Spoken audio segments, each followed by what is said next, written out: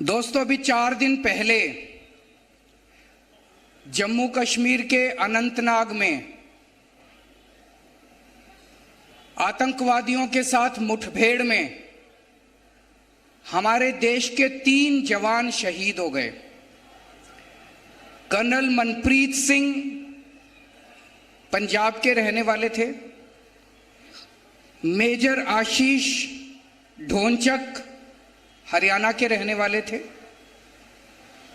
Humayun Bhatt Jammu Kashmir police में DSP थे, 2 महीने की बेटी को पीछे छोड़ के गए हैं, और एक चौथे ऑफिसर जो कल शहीद हो गए। पूरा देश उनको सम्मान करता है, पूरा देश उनकी शहादत के ऊपर बहुत दुखी है। लेकिन दोस्तों, ज्यादा बड़ा दुख इस बात का है कि जिस वक्त उनकी शहादत की खबर आ रही थी, जिस वक्त वो आतंकवादियों के साथ मुठभेड़ कर रहे थे, मुठभेड़ करते हुए जिस वक्त वो शहीद हुए और शहादत की खबर पूरे देश में फैली, उस वक्त दिल्ली में भारतीय जनता पार्टी के हेडक्वार्टर के अंदर जश्न मनाया जा रहा था। हम ये मान सकते हैं कि जब बीजेपी वालों ने जश्न मनाना शुरू किया होगा तब तक खबर नहीं मिली होगी, लेकिन जिस वक्त वो जश्न मना रहे थे तब तक पूरे देश में खबर फैल चुकी थी। देश के प्रधानमंत्री, देश के रक्षा मंत्री, देश के गृह मंत्री, तीनों वहां पे बीजेपी हेडक्वार्टर में मौजूद थे और जश्न मना रहे थे। टीवी पे चल रहा था कि वहां पे हमारे 3 आर्मी ऑफिसर्स शहीद हो गए। क्या जश्न को रोका नहीं जाना चाहिए था? जश्न को बीच में रोकना नहीं चाहिए था? क्या जश्न मनाना सही था? पूरे देश को बड़ा दुख हुआ। मैं देख रहा हूं आज 1 लाख से ज्यादा लोग यहां मौजूद हैं। दूर तक, जहां तक नजर जा रही है, लोग मौजूद हैं। बारिश बार बार आ रही है, लेकिन लोग भी डटे हुए हैं। अभी तक लोगों के सर दिखाई दे रहे थे, अब कुर्सियां दिखाई दे रही है। सबने अपने सर पे कुर्सियां रख ली। आपको मैं नमन करता हूं, आपका शुक्रिया अदा करता हूं दिल से कि आप लोग यहां डटे हुए हैं। और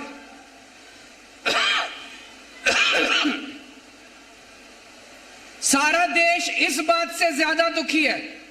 हमारा पहला दुख है कि हमारे 4 आर्मी ऑफिसर्स शहीद हो गए। हमारा दूसरा बड़ा दुख है कि हमारे देश, जब वो हमारे जवान, हमारे आर्मी ऑफिसर शहीद हो रहे थे और मुठभेड़ में मारे गए, हमारे देश के प्रधानमंत्री, गृह मंत्री और डिफेंस मिनिस्टर जश्न मना रहे थे। तीसरा बड़ा दुख है, आज 4 दिन हो गए इस बात को। 4 दिन पहले वो मुठभेड़ में शहीद हुए थे। अभी तक प्रधानमंत्री ने उनके दुख में 2 शब्द नहीं बोले हैं, एक ट्वीट नहीं किया। हर चीज पे ट्वीट करने वाले प्रधानमंत्री, हर चीज पे ट्वीट करने वाले गृह मंत्री, हमारे देश के 3 जवान शहीद हो गए आतंकवादियों से मुठभेड़ करते करते। क्या मजबूरी है? आपके मुंह से जबान क्यों नहीं निकल रही है? आपको क्या दुख नहीं होता? इनको देश से कोई लेना देना नहीं है। अभी थोड़े दिन पहले सारी देश की 28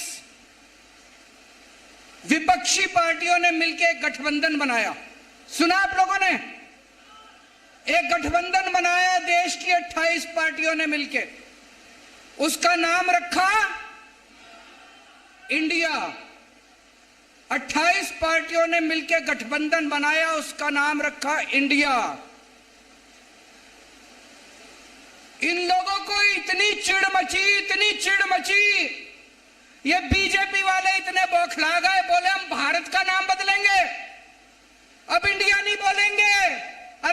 पिताजी का इंडिया 140 करोड़ लोगों का इंडिया है। 140 करोड़ लोगों का इंडिया, तुम्हारे पिताजी का इंडिया नहीं है। इंडिया हमारे दिल में बसता है, भारत हमारे दिल में बसता है, हिंदुस्तान हमारे दिल में बसता है। अरे किस किस के दिल से निकालोगे तुम इंडिया? एक बार जोर से सारे जने बोल दो, I love my India, I love my India, I love my India. हम अपने भारत से प्यार करते हैं। भारत माता की, भारत माता की। हम अपने हिंदुस्तान से प्यार करते हैं। सारे जहां से अच्छा। मैं बीजेपी वालों को चैलेंज करना चाहता हूं, हिम्मत है तो इंडिया का नाम बदल के दिखाओ तुम। 140 करोड़ लोगों का इंडिया है, 140 करोड़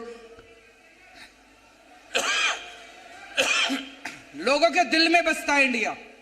थोड़े दिन पहले तक, पिछले साल तक ये लोग प्रोग्राम चलाते थे, digital India, stand up India, क्या क्या था, make in India, skill India, जी ले देखो इंडिया। ये इतने प्रोग्राम चलाते थे इंडिया इंडिया पे। ऑपोजिशन वालों ने अपना नाम इंडिया रख लिया तो कहते हैं हम इंडिया नाम बदलेंगे। कल हम लोग अपना नाम भारत रख लेंगे तो तुम भारत का भी नाम बदलोगे। हम अगली मीटिंग में ऑपोजिशन वाले सारे मिलके अपने गठबंधन का नाम भारत रख लेंगे तो तुम भारत नाम भी बदलोगे। तुम्हारे पिताजी का है भारत, तुम्हारे पिताजी का इंडिया।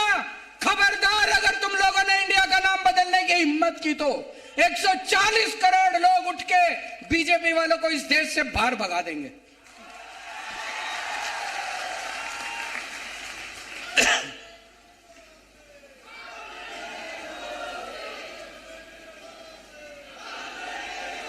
दोस्तों, पहले दिल्ली के लोग बहुत दुखी थे। एक बार ये पार्टी, एक बार वो पार्टी, एक बार ये पार्टी, दोनों ने सेटिंग कर रखी थी, 5 साल तुम, 5 साल हम, 5 साल तुम, 5 साल हम। पंजाब के लोग बहुत दुखी थे, वहां भी एक बार ये पार्टी, एक बार वो पार्टी, एक बार ये पार्टी, एक बार वो पार्टी। दिल्ली के लोगों ने तय कर लिया अब दोनों पार्टियों का बेड़ा गर्क करो। दोनों पार्टियों को हटा के दिल्ली के लोगों ने एक नई पार्टी को मौका दिया, आम आदमी पार्टी को। हमने इतना अच्छा काम करा, इतना अच्छा काम करा, लोगों के स्कूल बनवाए, अस्पताल बनवाए, बच्चों के रोजगार का इंतजाम करा, बच्चों की शिक्षा का इंतजाम करा, बिजली फ्री कर दी। 3 बार लोगों ने जम के बहुमत दिया हमको, 3 बार, तीसरी बार सरकार बन गई हम लोगों के पंजे। फिर पंजाब में लोगों ने इतना भारी बहुमत दिया, पंजाब के लोगों को पता चला अरे दिल्ली के लोग तो बड़े खुशहाल हैं, दिल्ली के लोग तो बड़े सुखी हैं, हम भी देंगे इनको मौका। पंजाब के लोगों ने मौका दिया। अभी मैं 3 दिन पंजाब का दौरा करके आ रहा हूं। पंजाब के लोग भी बहुत खुश हैं, वहां भी स्कूल बनने लग गए, अस्पताल बनने लग गए, लोगों का इलाज मुफ्त होने लग गया, पंजाब में बिजली मुफ्त हो गई। छत्तीसगढ़ वालों, आप भी एक मौका आम आदमी पार्टी को देके देखो। इन दोनों पार्टियों को भूल जाओगे, मैं कह रहा हूं। एक मौका दे दो, अगले 50 साल तक आप इन दोनों पार्टियों को वोट नहीं दोगे, मेरा चैलेंज है। मैं आज आपको 10 गारंटी देके जा रहा हूं।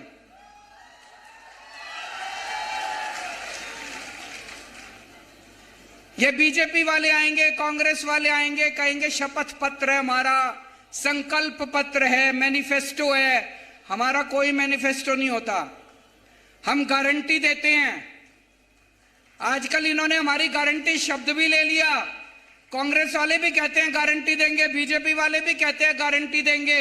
उस पे भरोसा मत करना। केवल केजरीवाल की गारंटी असली गारंटी है, बाकी सब फर्जी गारंटी है। मैं आज आपको केजरीवाल की गारंटी देके जा रहा हूं। पहली गारंटी, आपके यहां बिजली आती है, पावर कट लगता है, बिजली जाती है, खूब जाती है बिजली, लंबा लंबा पावर कट लगता है। आज आपको गारंटी देके जा रहा हूं, पहले दिल्ली में भी 8-8 घंटे के पावर कट लगते थे। पंजाब में 1.5 साल पहले सरकार बनी है, उसके पहले 10-10 घंटे के पावर कट लगते थे। अब दिल्ली में 24 घंटे बिजली मिलती है, पंजाब में 24 घंटे बिजली मिलती है। एक मौका दे दो, 2 साल के अंदर आपकी 24 घंटे बिजली कर दूंगा पूरे छत्तीसगढ़ के अंदर। बिजली के बिल ज्यादा आते हैं कि नहीं आते? दिल्ली में बिजली मुफ्त कर दी, पंजाब में बिजली मुफ्त कर दी। एक मौका दे दो, सरकार बनने के 3 महीने के अंदर आपकी बिजली मुफ्त कर दूंगा। लेकिन एक बात है, बिजली मुफ्त भी कर दी, लेकिन कई लोग ऐसे हैं जिनके फर्जी बिजली के बिल आए हुए हैं, पुराने आ रखे हैं कि नहीं आ रखे? किसी के 10,000 का, किसी का 20,000 का। जब बिजली के बिल ठीक कराने जाते हो तो बाबू कहता है 5,000 रुपए दो, नहीं तो बिजली का बिल ठीक नहीं करूंगा। कहता है कि नहीं कहता?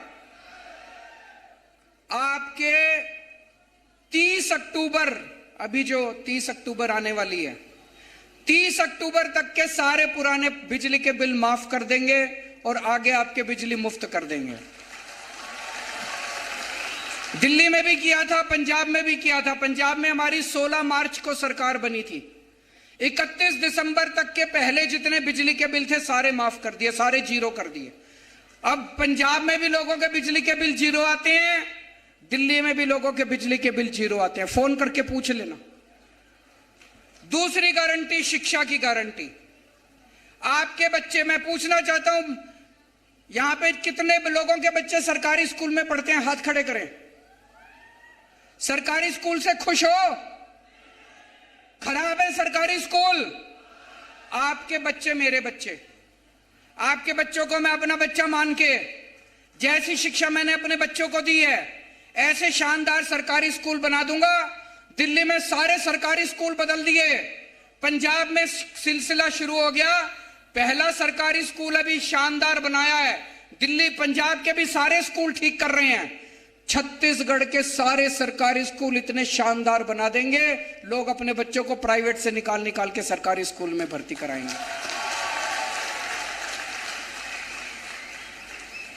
आपके बच्चों की जिम्मेदारी लेके जा रहा हूं। कोई पार्टी नहीं कहेगी 75 साल हो गए भारत को आजाद हुए, मेरे को बता देना किसी पार्टी ने आके आपको कहा हो कि आपके बच्चों को अच्छी शिक्षा दे दूंगा। कोई पार्टी नहीं कहेगी। कोई पार्टी नहीं चाहती कि लोग पढ़ें। पार्टियां चाहती हैं लोग अनपढ़ रहेंगे तो हमारा वोट बैंक बन के रहेंगे, समझ नहीं रहेगी। मैं चाहता हूं आपके बच्चे तरक्की करें, मैं चाहता हूं आपके बच्चों को इंजीनियर बनाऊं, डॉक्टर बनाऊं, वकील बनाऊं, आपके बच्चों को बड़ा आदमी बनाऊं। आपके बच्चे डॉक्टर बनेंगे, इंजीनियर बनेंगे, तभी तो गरीबी दूर होगी। होगी कि नहीं होगी? आपके बच्चों की जिम्मेदारी लेके जा रहा हूं, आपके बच्चों को अच्छी शिक्षा दूंगा। और जितने कच्चे टीचर हैं सारे कच्चे टीचरों को पक्का करेंगे। अभी अभी भगवंत मान साहब ने 12,500 कच्चे टीचरों को पक्का किया है पंजाब के अंदर पिछले हफ्ते। आपको स्वास्थ्य की गारंटी देके जा रहा हूं। आज अगर घर में कोई बीमार हो जाए, भाई साहब सब कुछ लुट जाता है, बड़ी बीमारी हो, हार्ट अटैक हो जाए, कुछ बड़ी बीमारी हो जाए, जमीन बेचनी पड़ जाती है, गहने बेचने पड़ जाते हैं। और बड़ी बीमारी तो छोड़ो, अभी हमारे छत्तीसगढ़ के अध्यक्ष बता रहे थे कि कैसे अगर छोटी बीमारी भी हो, प्रसव भी हो, तभी खाट के ऊपर लेके उसको दूर तक अस्पताल लेके जाना पड़ता है। अस्पताल आसपास गांव के अंदर कहीं नहीं है कि नहीं है? दोस्तों, आपके परिवार के अंदर अगर कोई भी बीमार होगा, चाहे कितनी छोटी बीमारी हो, चाहे कितनी बड़ी बीमारी हो, उसकी जिम्मेदारी मेरी। सबका इलाज मुफ्त कराऊंगा, सारी दवाइयां मुफ्त, सारे टेस्ट मुफ्त, सारा ऑपरेशन मुफ्त। और ये कहने से नहीं होगा, ये केवल मैंने कह दिया, ऐसे नहीं होगा। उसके लिए हमें खूब सारे मोहल्ला क्लिनिक खोलने पड़ेंगे। दिल्ली में 550 मोहल्ला क्लिनिक चल रहे हैं, पंजाब में 650 मोहल्ला क्लिनिक शुरू हो गए। छत्तीसगढ़ के गांव गांव के अंदर मोहल्ला क्लिनिक खोलेंगे।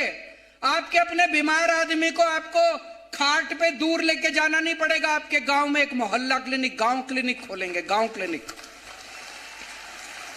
उसमें आपकी सारी दवाइयां फ्री होगी, सारे टेस्ट फ्री, सारा इलाज फ्री। और अगर बड़ी बीमारी हो जाए, आपके जितने सरकारी अस्पताल हैं, सारे सरकारी अस्पताल शानदार बनाएंगे, प्राइवेट से अच्छे बनाएंगे, उसमें सारा इलाज मुफ्त होगा। चाहे जितनी बड़ी बीमारी हो, 30 लाख 40 लाख रुपए का भी ऑपरेशन है, वो भी आपका फ्री में होएगा, चाहे अमीर आदमी हो चाहे गरीब आदमी। पैसा कहां से आएगा इतना? ये जितनी पार्टियां कहती हैं सरकार तो घाटे में चल रही है, सरकार तो घाटे में चल रही है। जब मैंने दिल्ली में मुख्यमंत्री का पद संभाला, तब भी ये सारी पार्टियां कहती थी सरकार घाटे में चल रही है, सरकार का। अब दिल्ली सरकार फायदे में चल रही है। मैंने सबकी बिजली मुफ्त कर दी, शानदार स्कूल बना दिए, सबके बच्चों को फ्री में शिक्षा दे रहा हूं, सबका इलाज मुफ्त कर दिया। फिर भी मेरी सरकार फायदे में चल रही है, घाटे में नहीं चल रही। 1.5 साल पहले भगवंत मान साहब ने पंजाब का कार्यभार संभाला। उसके पहले सारी सरकार कहती थी 3 लाख करोड़ का कर्जा हो गया पंजाब पे, पंजाब सरकार घाटे में चल रही है, पैसा नहीं है करने के लिए। ये पैसा भी ले आया, पता नहीं कहां से लाया, और सबकी बिजली भी मुफ्त कर दी, 650 मोहल्ला क्लिनिक भी खोल दिए। अभी किसानों की फसल बर्बाद हुई थी, उनको खूब मुआवजा भी दिया, सारे काम कर रहा है। इसके पास तो पैसे की कमी नहीं है। क्यों? ईमानदार आदमी है। ईमानदार सरकार चुनो, पैसे की कोई कमी नहीं है। इन लोगों ने जो लूटा इतने साल से, इन्हीं से पैसा निकलवाएंगे। इतनी रेड मारी है भगवंत मान ने पंजाब में, पुराने नेताओं पे, पुराने मंत्रियों पे नोट गिनने की मशीनें निकली हैं उनके घरों से, इतने नोट निकले हैं। उन सारे नोटों से उनसे पैसा ले लेके, पैसा वापस ले लेके जनता का इलाज मुफ्त कर दिया, जनता की शिक्षा मुफ्त कर दी। भ्रष्टाचार खत्म करेंगे। एक एक पैसा छत्तीसगढ़ का जो ये लूट के ले गए हैं, इनसे सारा पैसा वापस लेंगे और एक एक पैसा छत्तीसगढ़ के लोगों के विकास के ऊपर खर्च होगा। दूसरी बात, आप जब पटवारी के पास काम कराने जाते हो, दफ्तर में काम, पैसे मांगते हैं कि नहीं मांगते? ये रिश्वतखोरी बंद करेंगे। दिल्ली में हमने एक फोन नंबर दिया है 1076, दिल्ली से ही लगता है, यहां से नहीं लगेगा। उस नंबर पे फोन करो, आप बोलो मेरे को राशन कार्ड बनवाना है, वहां से आवाज आएगी हम आपके घर कितने बजे आए राशन कार्ड बनाने। आपको राशन कार्ड बनाने के लिए कहीं जाने की जरूरत नहीं है, आपके घर आती है सरकारी अफसर, आपके घर आता है काम करने के लिए। छत्तीसगढ़ में होना चाहिए नहीं होना चाहिए? रिश्वतखोरी बंद करेंगे, भ्रष्टाचार बंद करेंगे।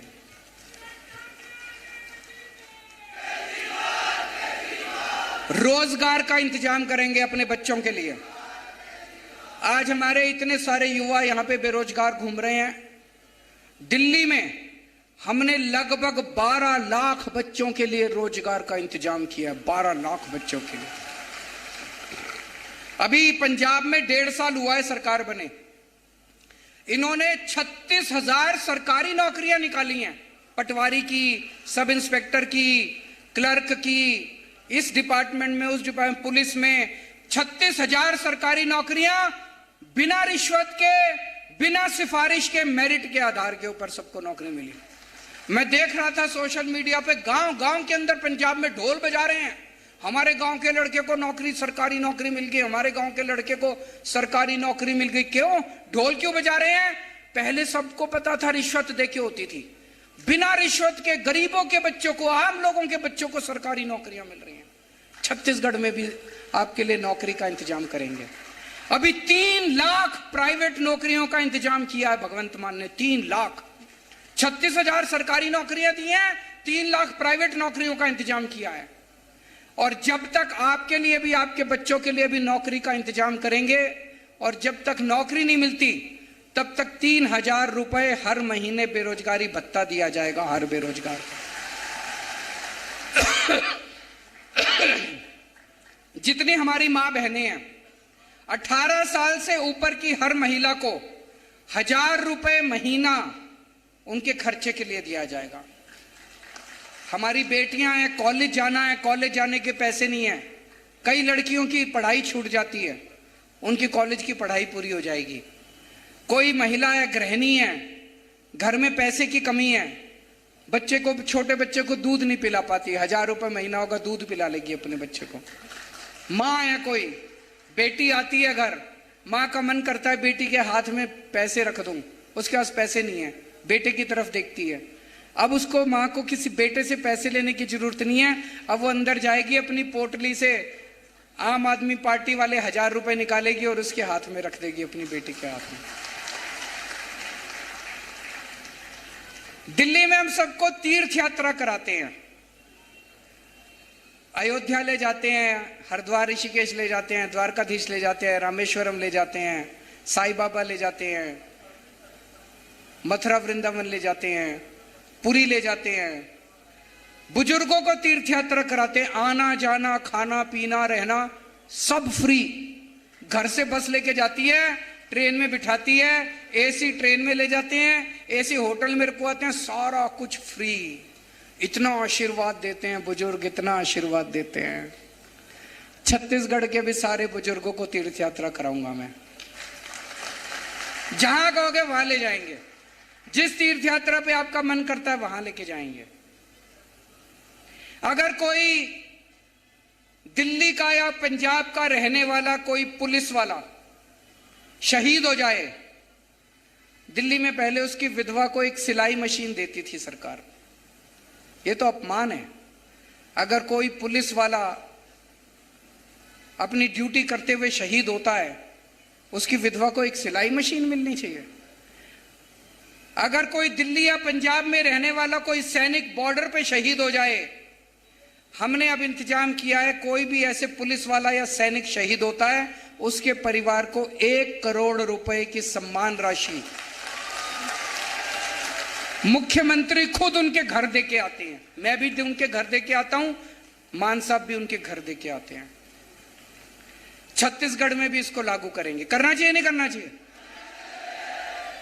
जितने कच्चे कर्मचारी हैं, मेरे को पता चला खूब हड़ताल पे, 24 घंटे बेचारों को हड़ताल पे रहना पड़ता है, सारे कच्चे कर्मचारियों को पक्का करेंगे। 28,000 कर्मचारियों को अभी तक मान साहब ने पक्का कर दिया है पंजाब के अंदर। 28,000 सारे कच्चे कर्मचारियों को पक्का करेंगे और ये ठेका प्रथा बंद करेंगे। और सबसे बड़ी बात, आज ये यहां पे ढेर सारे आदिवासी समाज के लोग आए हुए हैं। देश को आजाद हुए 75 साल हो गए, इन 75 सालों में सबकी तरक्की हो गई, आदिवासी समाज पिछड़ा रह गया। आदिवासी समाज के साथ सौतेला व्यवहार हुआ है। कोई सरकार, आदिवासी समाज जंगलों में रहता है और सारे इन बड़े बड़े नेताओं की, उद्योगपतियों की नजर, गंदी नजर आपके जल, जंगल और जमीन पे रहती है। पेशा कानून कहता है कि उसका मालिकाना हक आपका है, लेकिन यह मालिकाना हक देना नहीं चाहते आपको। पेशा कानून कहता है कि ग्राम सभा सारे निर्णय लेगी, ग्राम सभा जो निर्णय लेगी वो प्रधानमंत्री भी उस निर्णय को नहीं पलट सकता। पेशा कानून में लिखा है, ग्राम सभा सुप्रीम है। आज तक सारी पार्टियों की सरकार आई, किसी ने लागू नहीं किया। क्यों? उनकी नीयत खराब थी, उनकी नजर आपके जल, जंगल, जमीन और जितने मिनरल्स हैं उसके ऊपर थी। हमारी नीयत साफ है, सरकार बनने के 1 महीने के अंदर पेशा कानून लागू कर देंगे और ग्राम सभा को सारे अधिकार देंगे।